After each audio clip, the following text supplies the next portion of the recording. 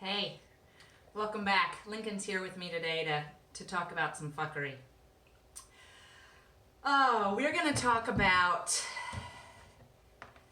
how our fuckery shifts based on context and events. If you watch the earlier episode of Making Your First Fuckery Map, I talk about my fuckery map, which is on page 42 of this. And I acknowledge that my primary fuckery includes avoiding conflict, analysis paralysis, people pleasing, overcommitting, over-accommodating. And some of those I've been working really deliberately to reduce over a period of more than 4 years. And I've had success in doing so because I've been really focused. What I want to alert you to is that I am noticing that over the last 2 weeks, as the country burns and we are protesting police brutality and the deep systemic racism and white supremacy that the U.S. was founded on. It's not new, it's just more exposed.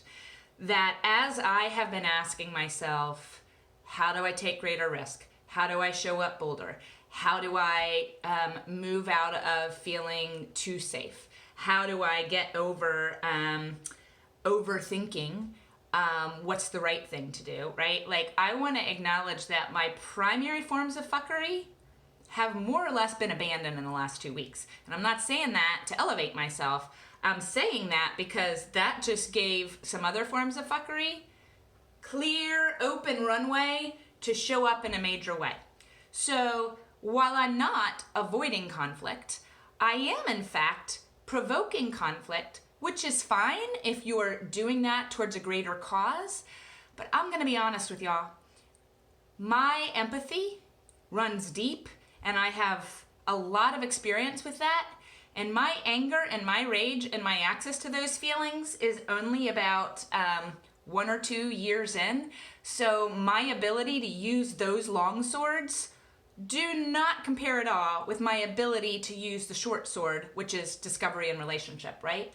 And I'm only speaking for myself because anger and rage and big, strong energy and feelings like that can do great things in the cause for social justice. I'm finding that I'm less effective in using my rage and more effective in using my empathy and asking questions and creating relationships. So let me tell you what fuckery is showing up really loud and clear. If you're joining me on page 42, you'll see tucked down into one corner is patronizing, and tucked down in there in the low probability area is self-righteousness. Y'all, I have a confession to make. I have been leading with righteous indignation for going on 12 or 13 straight days. And let me tell you what I've learned about occupying that space. It is rather intoxicating. It feels incredibly powerful. It feels that adrenaline rush, the roaring, the way that it feels in my body is unfamiliar and still somewhat novel and therefore very exciting. And I had a friend who named it the other day, and it's so spot on that I offer it to you. She said, Lori, I'm noticing a lot of people out there having political orgasms. Folks aren't holding back. People that have been quiet for a long time are all of a sudden showing up in big ways. And I am showing up that way, and it feels liberating, and it feels awesome. And I don't want anyone to tell me that is not effective, and that's not how I need to keep showing up. But here's the thing. Again, only speaking for myself. You do you. You show up how you need to show up. If my rage and my fury do not have any intention or strategy attached to them, then I do fear that while I'm using the fury to advance social justice and amplify Black voices and call in my white brothers and sisters, all sorts of good intentions, if at the end of it, the goal is that I get to have a public political orgasm, I am still centering my own experience. You can debate this. Lots of people won't agree with me. I am trying to figure out how, when my rage and adrenaline takes over, for me to use all that energy to do the greatest amount of good and not trip easily into public shaming. Calling people out on social media when I have no relationship, when I don't know them at all, when I have not listened to them, when I have not established trust, how is that going to be useful? It's an open-ended question. There are not easy answers. This is complex, right? We know that. This is deeply complex. I just want you to know that if you have been following me through this video series, or if you've been seeing me show up on LinkedIn or Instagram or other social media platforms, that my passion can be provocative. And there's some things that I'm doing that are getting a lot of likes, and I'm not gonna lie. Dopamine hit, oh, lots of people like that comment. Oh my gosh, it's up to 50. Oh my goodness, all these people wanna follow me. I'm not that different than my 15-year-old daughter. It feels good. It is affirmation that I am taking a stand. I'm not saying that's wrong. I'm just saying that when I look at where I've been most successful, just in the last couple weeks, at having conversations with current clients and past clients, where I'm having conversations about race with my parents and my kids, when I'm connecting with strangers that I do not know personally, but only through social media, primarily when they're in the tech spaces. I talked to a white tech CEO this week. I talked to a white woman who runs a search company in tech and has great access. Both of them have incredible access to CEOs and prominent people in the tech industry, both locally and nationally and internationally. I can easily point my fingers and say how they've disappointed me and how they're being performative and how they're causing harm, and I see right through them, and it feels really, really good to do it. I'm not gonna lie. I get a little bit out of a buzz out of doing that, and I'm the fuckery lady, and I try to tell people not to practice fuckery. Practicing it right over here in Kenton neighborhood in Portland, Oregon.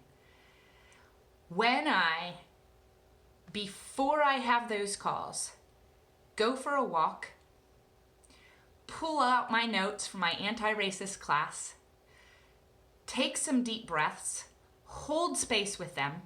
Not that I will convert them, not that it will be an evangelical, radical, one-time conversation, but that I heed the words of my teacher, Rebecca Greenidge, and I'm going to share some of the stuff that's right here that I keep pulling out, to pull people closer to me. My job is not to push them away. My job, if I'm standing up and trying so hard to become a better anti-racist, is to pull people closer, not push them away. I have right here Rebecca's wisdom too. Number one, and my goal on that call, to communicate, I see you. Not I'm better than you, not you're doing this wrong, not you're too late to the party. I see you, that's my job. And then only once I've passed go there, have I connected? Have I seen them? Yes. Then, how might I invite them to take one step forward? Not to fire their entire leadership team and hire people of color. Not to, after one phone call, make a $25 million pledge to the NAACP legal fund. No, one step closer. Are you open to having another conversation with me? Would you be interested if I sent an article that was really meaningful to me? May I send that to you?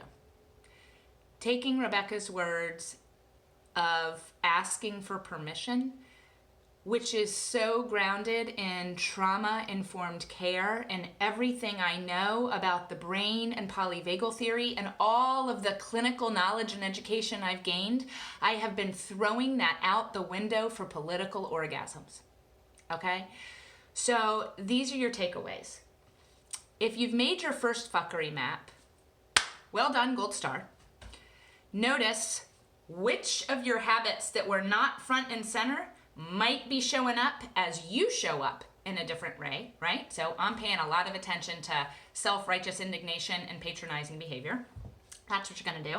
If you haven't made your fuckery map yet, then go back and look at previous, I think it might be episode 8, and see how you can make your first one.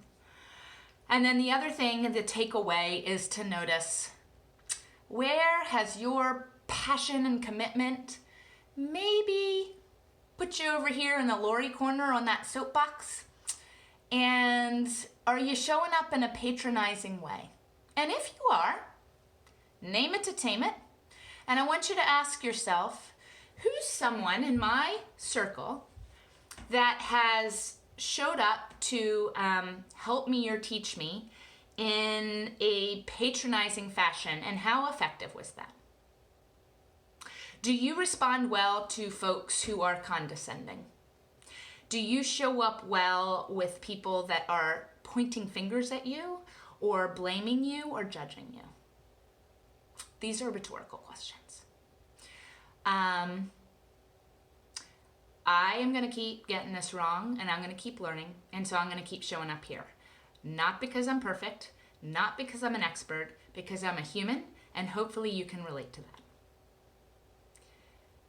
Now is the time, if there was ever a time, to look in the mirror and ask yourself, what is one behavior that shows up that even has the possibility of damaging trust or pushing people away? What is one thing that you can do in your personal or professional circle that calls people to take one step forward? Because if we're not in this together, if we're not doing this through relationship, I don't know how to be effective. Maybe you figured out another way. That's what I know, and that's what I'm doing. I welcome your questions. Still open to anything you want to hear me talk about here. Send me an email. Send me a text. Give me a call. We're in this together. I see you. I challenge you. When we know better, we do better.